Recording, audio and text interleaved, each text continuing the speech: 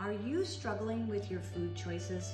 Hello everyone, and welcome back to your weekly Youthgevity Tips for Living Younger Longer. What exactly is your relationship to food?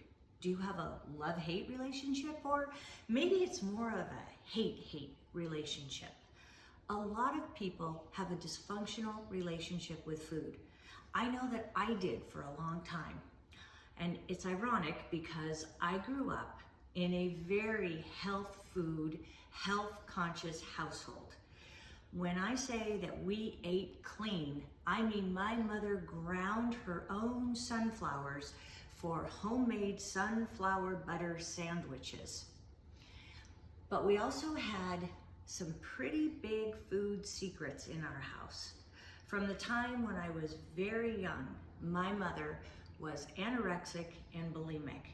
Now, when I say that her eating habits were a secret, not to me, but to the outside world. To me, I was made a co-conspirator in her food crimes.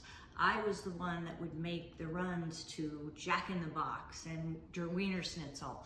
I was the one who went in to buy the ice cream at the ice cream shop, or the cookies and the cakes, or the box of laxatives that were later used for the after party.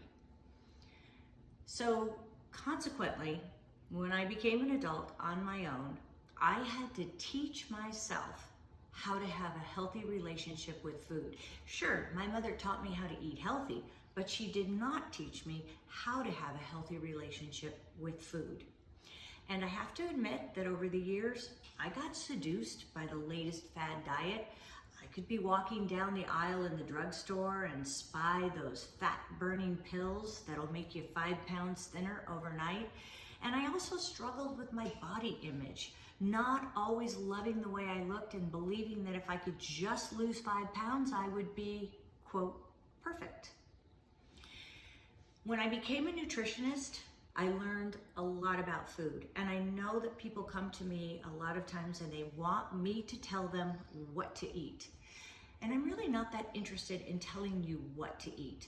I'm much more interested in helping you discover yourself and discover your own emotional relationship to food, be that functional or dysfunctional.